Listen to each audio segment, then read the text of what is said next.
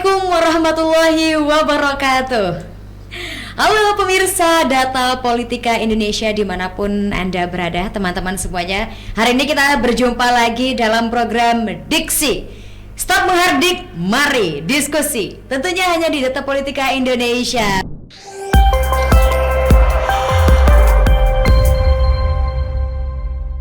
Bersama saya Wulan Sari, kita akan membincang topik yang menarik sekali hari ini ya.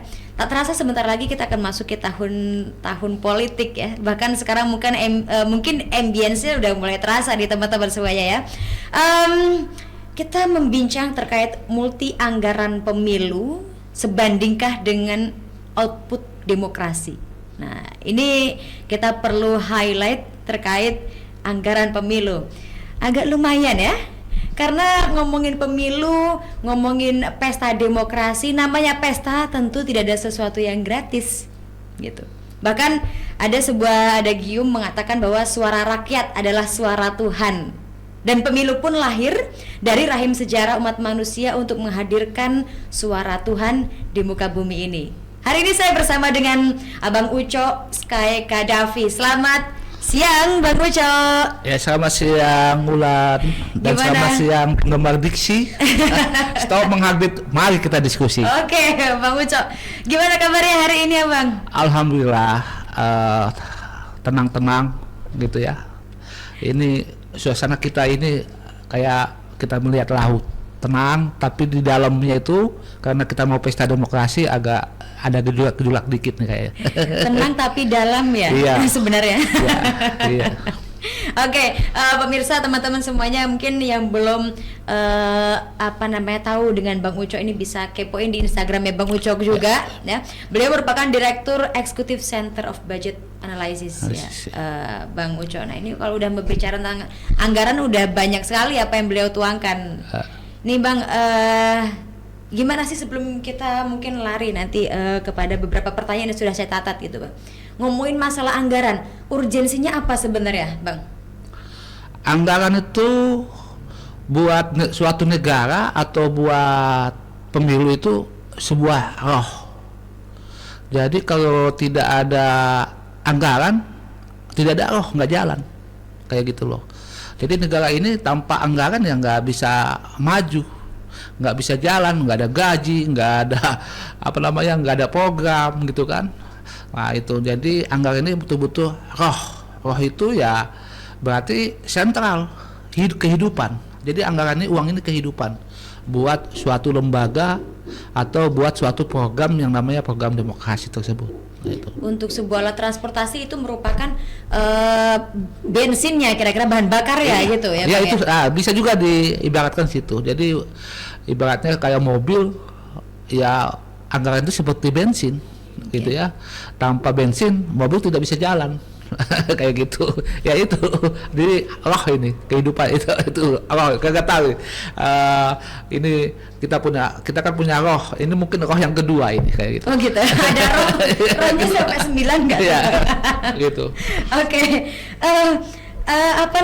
Saya akhir-akhir ini ada sebuah istilah yang familiar sebenarnya di sosial media gitu ya, di Instagram dan beberapa kanal lainnya. Lu punya uang, lu punya kuasa. Itu bahkan menjadi kata yang sangat sering digaungkan bahkan oleh influencer dan lain sebagainya itu. Iya, tanpa duit nggak bisa apa-apa kayak gitu. Kamu punya duit, kamu bisa kemana-mana, bisa mempengaruhi. Asal kamu bisa ngolah duit itu. Karena duit itu kan benda mati. Sebetulnya duit itu juga punya roh. Kayak gitu. Kenapa saya punya roh? Karena duit ini kalau kita tidak bisa ngolah, bisa membunuh kita. Gitu. Jadi duit bisa membunuh kita, bisa juga mensejahterakan kita gitu. Jadi duit itu bisa juga menjadi sebuah alat kita. Jadi sebetulnya duit ini bukan tujuan, alat aja. Alat supaya bisa menjangkau apa yang kita inginkan, untuk menginginkan rakyat sejahtera, membantu membantu orang-orang yang sakit atau apa. Tapi kalau duit sudah berubah menjadi tujuan kita, maka di situlah kita akan dibunuh oleh duit itu sendiri, oleh Oke. anggaran itu sendiri. Jadikan itu sebagai alat bukan sebagai tujuan. Tujuan, gitu. Biarpun itu sebuah roh, tapi sebagai alat, bukan tujuan. Oke, Kayak gitu. ini perlu menarik sekali untuk kita highlight nih teman-teman, sebagai alat. Lalu tadi juga di mention juga sama Bang Ucom bahwa yang paling penting adalah bagaimana kita bisa mengolahnya. Ya itu. Iya. Baik, kita akan kembali lagi ke pemilu nih, Bang Ucom. Anggaran pemilu 2024 kurang lebih sekitar 76,6 triliun Iya. dan kue terbesarnya ini ada di KPU ini. KPU. Oke, ya sebenarnya apa yang perlu kita telisik lebih dalam dari besarnya anggaran di KPU? Mungkin apakah ada hal-hal yang perlu kita evaluasi bersama atau kita kritisi? Begitu. Iya, jadi anggaran pemilu ini, tapi saya bertanya dulu ya, kita itu kan tahapan udah jalan ya, kayak gitu tahapan pemilu udah jalan. Tapi saya masih ragu, apakah pesta demokrasi yang akan kita jalankan ini akan jadi atau tidak gitu. Maksudnya pemilu jadi nggak nih kayak gitu. Oh, kenapa lahir pertanyaan seperti itu? Karena di media sosial sekarang gitu ya, di beberapa media sosial itu muncul yang namanya konten-konten salam 3 periode. Kemarin mati nih. Ya, ini udah muncul lagi dia. Salam 3 periode gitu. Makanya saya bingung nih. Apakah pemilu kita akan jadi gitu ya, kayak gitu ya, dengan adanya salam 3 periode ini kayak gitu. Kalau memang jadi pemilu kita gitu, berarti tahapan-tahapan akan jalan gitu ya. Tahapan kan jalan. Tapi persoalan saat ini, kok pemilu yang saat ini dengan 76 ini tidak semarak ketika tahun 2019. Kayaknya apa namanya ya, nggak wow gitu loh, nggak begitu masyarakat antusias, kayaknya adem gitu loh, ambang gitu loh, ambang begitu kelihatannya ini mau ada di depan kita pesta demokrasi, tapi masyarakatnya kayaknya masa bodoh lah gitu loh. Udah itu kelihatannya itu satu, udah itu caleg-caleg juga kita lihat biasanya kalau udah ini kan udah berapa bulan lagi nih ya, mau daftar ke KPU kan, caleg udah daftar, tapi kok nggak ada spanduk, nggak ada baliho. Para caleg mengkampanyekan diri dia, mengkampanyekan program dia, nggak ada di mana. Ada, tapi nggak dikit gitu loh. Nggak kayak dulu, kalau dulu kan, di mana-mana, sehingga kota itu kota spanduk, kita lihatnya jelek. Tapi sekarang kok sepi. Itu tanda-tanda kenapa jadi nggak pemilu itu. Oke, perbedaan gitu. Euforia ya? Iya, kayak gitu. Okay. Udah itu capres sampai sekarang, capres cawapres ini. Sampai sekarang kok mereka belum bisa menentukan wakil sendiri. Ini waktu udah deket loh. Gitu kan. Harusnya mereka menentukan wakil supaya kampanyenya enak. Gitu, kampanyenya barengan enak. Ini sampai sekarang belum bisa mereka, siapa pendamping Anies, siapa pendamping Prabowo, siapa pendamping ini, belum ada. Itu 3 tanda-tanda 3 itu yang pertanyaan saya tadi, jadi nggak pemilu nih kayak gitu. Belum lagi kita pertanyaan duit loh, ada nggak duitnya? Kayak gitu, ada nggak duitnya untuk pemilu yang 76 itu kayak gitu. Ekonomi kita bagaimana ke depan? Saat ini kita lagi digoncang gempa keliling nih, gempa-gempa di mana keliling kita. Oke, jadi dari 76 itu kalau benar-benar harus terserap, itu bagaimana sebenarnya supaya teroptimalkan 76,6 triliun itu? Anggaran kita itu tuh banyak kan, itu dialokasikan itu untuk gaji-gaji. Jadi dari gaji tingkat pusat gitu sampai nanti ke KPPS kayak gitu, itu gajinya itu yang meningkat gratis. Selain gaji nanti transportasi lah, logistik lah, banyak lah kayak gitu. Itu gaji-gaji itulah yang gitu tuh. Gaji-gaji ini bisa nggak disederhanakan oleh mereka gitu? Kayak misalnya kotak suara ya, surat suara. Surat suara itu kan misalnya bisa bikin satu desain untuk presiden, DPD atau pemilihan DPRD, bisa satu desain gitu. Itu lebih murah. Tapi kalau 2-3 desain berarti kan itu akan lebih mahal dia. Kayak gitu. Berbeda kertas artinya kosnya lebih kertas tinggi. Gitu kan, desainnya 3. Tapi kalau satu desain masyarakat bisa memahami nggak, membedakannya ketika dia mau nyolok kayak gitu. Itu juga problemnya juga di lapangan nanti kayak gitu. Tapi bukankah konversinya nanti akan sama, Bang? Misal kita menggunakan tadi satu kertas, artinya kan butuh edukasi lebih kepada masyarakat. Iya. Dana itu akan lari ke literasi untuk masyarakat begitu. Saya kira anggaran sosialisasi dikit. Dulu itu anggaran sosialisasi itu nggak dipegang KPU, biasanya itu dipegang oleh dulu itu LSM ya, banyak yang gitu ya, karena ada bantuan gitu kan, karena dianggap negara kita belum demokrasi, banyak bantuan, maka LSM banyak melakukan sosialisasi. Sekarang itu sosialisasi yang dilakukan KPU itu kelihatannya itu minim deh kayak gitu, minim sekali kayak gitu, jarang sekali ada gitu. Maksudnya KPU kerjasama dengan LSM atau ormas lain gitu, jarang sekali. Mungkin dananya juga ini terbatas dia, sehingga sosialisasinya agak bisa kadang-kadang gitu, ada tapi kadang-kadang gitu kayak gitu. Artinya kalau memang sosialisasi ini dirasa masih kurang begitu Bang Uco ya, apakah ini menjadi salah satu penyebab dari masih tingginya juga angka golput di pemilih kita? Bisa juga, bukan menurut saya itu sosialisasi itu bisa juga karena tingginya golput, sosialisasinya kurang gitu. Tapi juga bisa juga masyarakat juga bukan karena di materinya itu ya, di materi sosialisasi itu, tapi karena banyak mungkin kecewa kepada anggota legislatifnya. Okay. Ya, kecewa kepada yang akan mereka pilih gitu. Kok mereka pilih kok nggak ada kontribusi buat kita, hidup ini kok nggak meningkat, gitu-gitu aja gitu loh, kayak gitu. Harusnya kan setiap pesta demokrasi itu harus ada peningkatan di masyarakat kayak gitu loh. Jadi hari ini saya pendapatan saya 5.000, 5 tahun ke depan saya harus punya 10.000 pendapatan saya. Harusnya gitu. Yeah. Ukurannya itu demokrasi itu. Ini kan nggak ada ukurannya. Demokrasi aja. Udah itu dia pilih gitu. Uang habis tapi masyarakatnya gitu-gitu aja. Yang kaya anggota dewannya, yang kaya partainya. Masyarakatnya gitu-gitu aja, nggak terangkat. Kayak gitu. Kalau begitu untuk apa dong pemilu diadakan? Hanya untuk memilih pemimpin. Ya, itu mah kuno kayak. Oke, baik. Jadi memang dengan kos yang tinggi selama 5 tahun sekali yang diselenggarakan saat pemilu memang harus memberikan dampak yang nyata gitu, benar-benar nyata di lapangan, dirasakan oleh per individu dari masyarakat atau pemilih itu sendiri, seharusnya seperti itu idealnya. Iya, idealnya. Jadi kan kita memilih pemimpin karena pemimpin itu malah bawa program buat kita. Kayak gitu kan. Nah, itu. Ini pemimpin malah datang ke masyarakat, dia bawa apa? Bawa amplop. Nyogok, dia mau nyogok, money politik kayak gitu. Yang terjadi apa?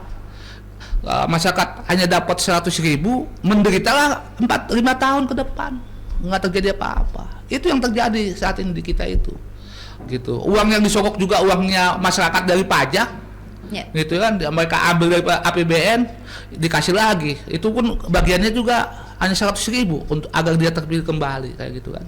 Oke. Nah, idealnya kalau menurut Bang Uco, sistem pemilu kita harus seperti apa sih? Kalau sistem sekarang ini memang kosnya gede. Ini dari sudut pandang anggaran ya, dulu ya. Kalau saat ini kita memang bebas pemilihan presiden langsung masyarakat gitu kan. Kosnya besar sekali gitu. Saya juga lagi mikir juga kalau memang ingin kos kecil, pemilihan itu memang harus dikembalikan ke MPR, bisa juga gitu kan, karena kosnya kecil kayak gitu kan. Tapi baik pemilihan langsung presiden atau pemilihan DPR, tapi belum ada dampaknya itu ke masyarakat. Kayak gitu loh, belum ada sama sekali dampaknya masyarakat selain hanya dikasih janji-janji tok. Tapi masyarakat maunya janji-janji. Kalau yang konkret mereka nggak mau biasanya. Gitu. Udah jadi masuk ke janji. Nah, kita tadi sempat Bang Uco ini menyinggung terkait money politik ya. Iya, money politik. Nah, sebenarnya memang modal capital itu finance sangat penting sekali bagi seorang caleg maupun seorang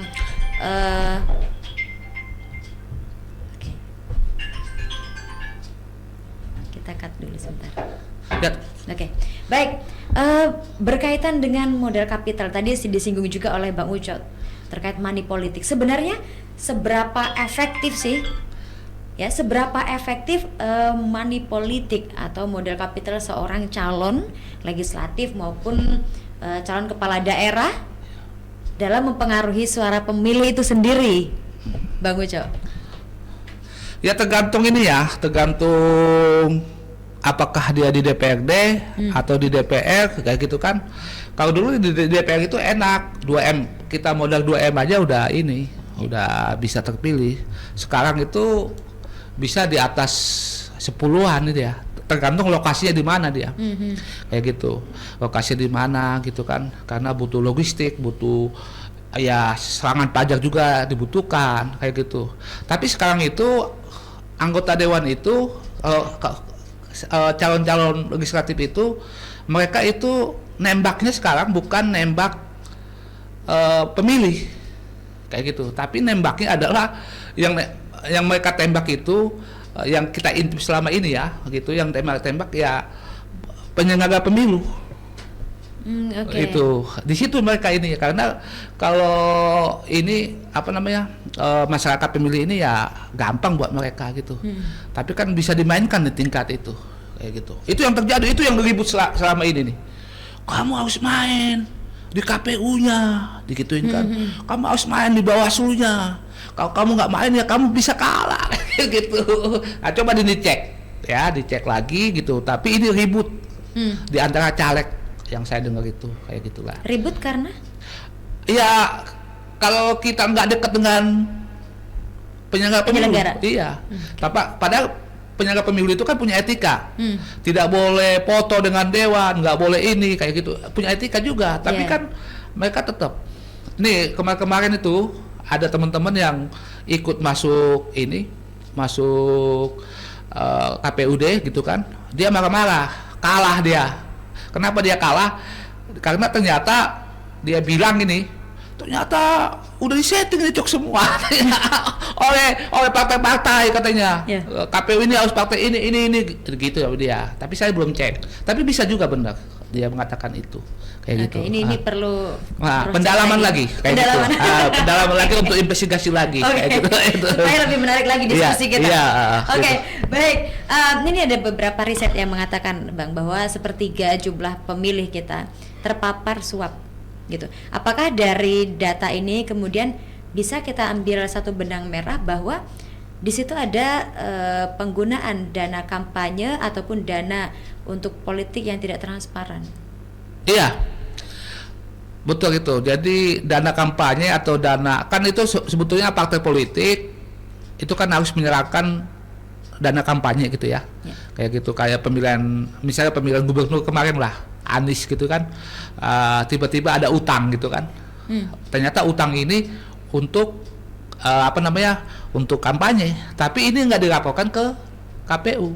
Banyak itu terjadi yang kayak gitu. Ini hanya satu kasus gitu kan. Dan misalnya gini aja deh, dana yang dilaporkan ke KPU berapa, udah itu uang yang dari masyarakat itu akan lebih banyak. Kayak gitu. Itu kelihatan itu, dari situ aja kelihatan itu. Kayak gitu. Berarti masyarakat itu para caleg itu udah operasi duluan tanpa melaporkan ke KPU-nya kayak gitu. Jadi pelaporan dana kampanye selama ini itu belum jujur. Ya masih masih memenuhi standar. Udah laporkan aja segini. Yang penting ada laporan kayak gitu. Sama lah kayak laporan pejabat ke KPK gitu kan, gitu. Udah laporkan sini aja, begini aja, yang lainnya nggak dilaporkan kan, tapi bukan nama dia, bisa aja nama ini juga kan,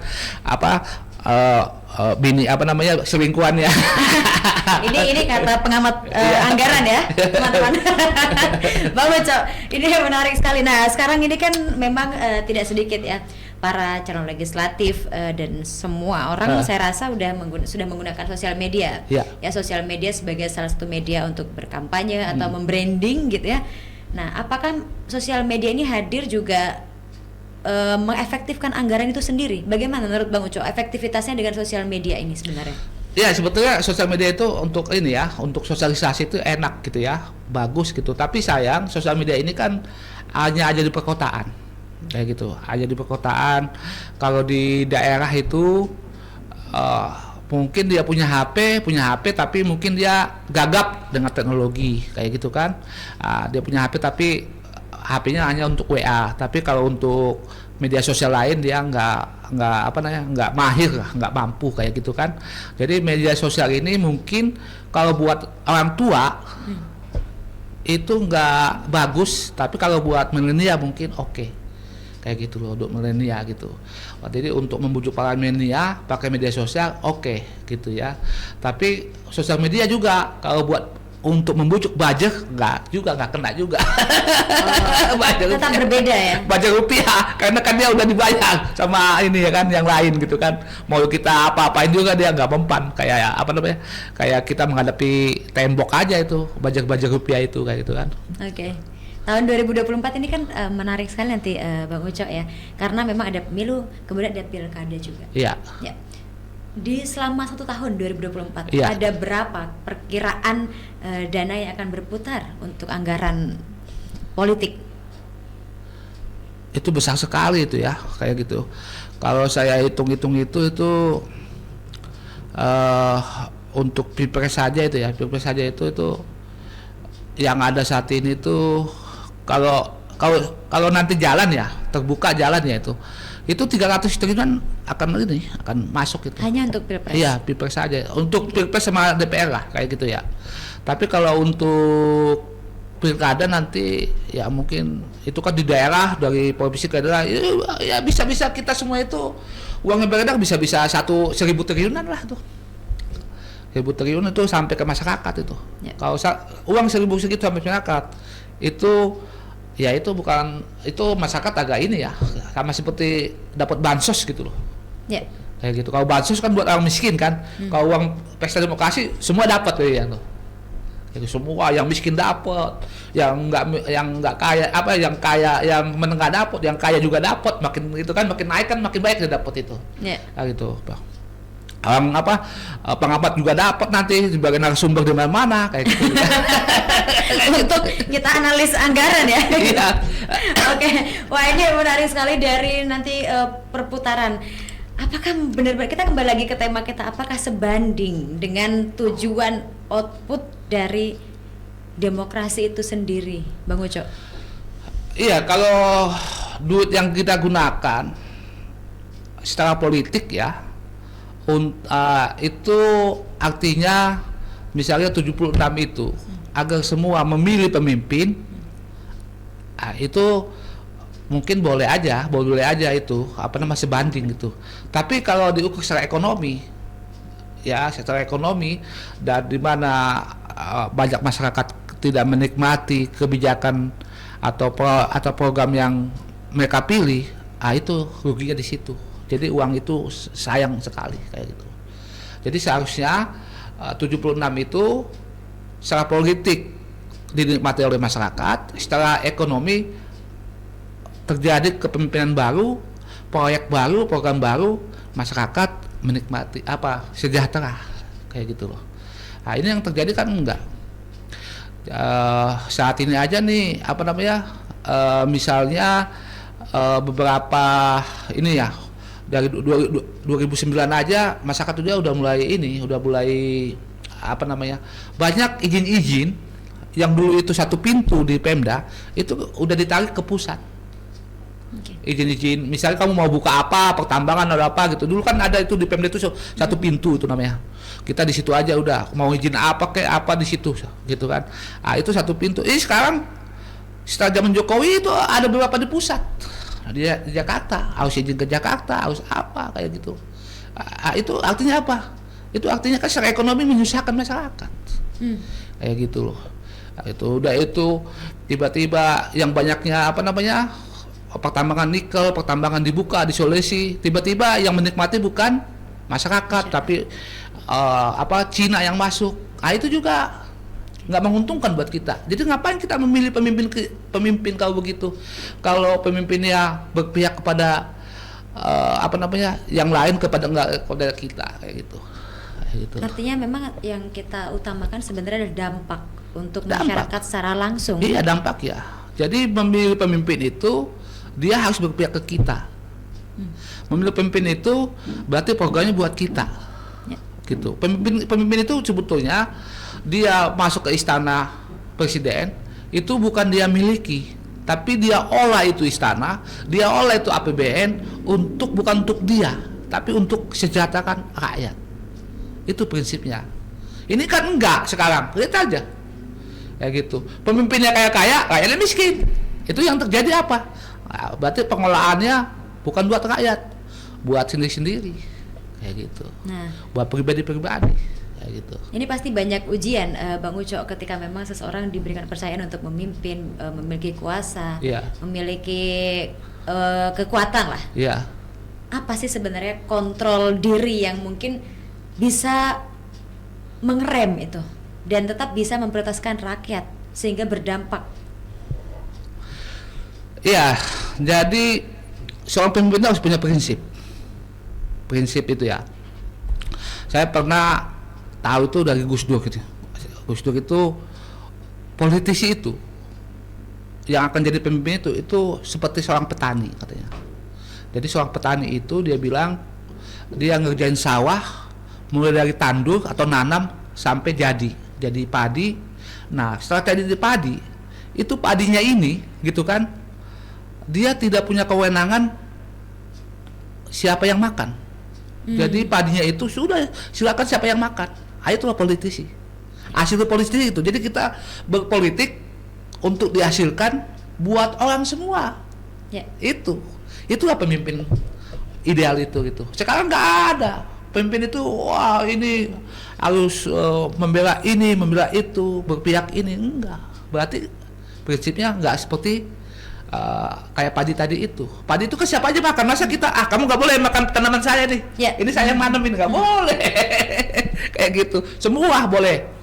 Itu namanya pemimpin berprinsip itu. Itu nggak ada, susah saat ini. Oke. Gitu. Tapi dalam satu studi kasus mengatakan bahwa kalau dalam ekonomi gitu ya, Iya. Politisi itu adalah customer paling royal. Iya. Bagaimana istilah itu kita harus garis bawahi, Bang Uco? Iya, betul, paling loyal. Tapi kalau ada maunya, kalau nggak ada maunya dia nggak mau dia. Oke. Kayak gitu. Iya. Politisi NU itu pelit-pelit itu, makanya gagal mau jadi pemimpin. Oke. Aduh, jadi untuk menghadapi 2024 para politisi yang mungkin teman-teman juga yang menyaksikan tayangan ini, apa pesan khusus ini dari Bang Uco? Saya sih ragu untuk saya sih ragu ya ada pemilu gitu, karena kelihatannya memang nanti memang ada ini kayaknya yang capres yang muncul gitu kan, apakah akan jadi gitu. Saya masih ragu itu gitu. Udah itu yang kedua, ini kayaknya pada nggak punya duit. Nah, ini pada nunggu investor, nunggu apa gitu, makanya nggak jalan-jalan, mandek nih, capres mandek, caleg mandek gitu, pada nggak punya duit ini gitu. Saya sih bilang begini aja, memang ini melangkahi undang-undang gitu ya, gitu. Mau cari pemimpin yang benar-benar pemimpin daripada money politik, kita cari pemimpin aja yang mau membiayai APBN. Nah, gitu. Misalnya Mbak Ulan bisa membiayai APBN selama 5 tahun 3.000 triliun per tahun, Mbak Ulan di pemimpin itu aja dipilih. Bagaimana? Memang ini tidak boleh dalam undang-undang. Tapi kalau ada orang kayak gitu, masyarakat mau nggak? Gitu, membiayai APBN sendiri. Jadi APBN saya Mbak Ulan yang biayain APBN. Mbak Ulan jadi presidennya. Daripada kayak gini, money politik juga, uangnya buat siapa juga nggak jelas. Tapi kalau APBN, Mbak Ulan saya nggak mau money politik, uangnya saya masukin ke APBN 3.000 triliun buat rakyat kan yang sejahtera. Mau nggak kayak gitu? Nah, itulah pertanyaan saya. Oke, tapi juga tidak menepis stigma yang tidak baik juga, karena berarti politisi hanya boleh yang kaya-kaya saja gitu Bang Uco ya. Atau mungkin sekarang yang lagi banyak menggait artis-artis atau influencer saja gitu. Lalu pemimpin yang mewakili rakyat itu siapa sebenarnya?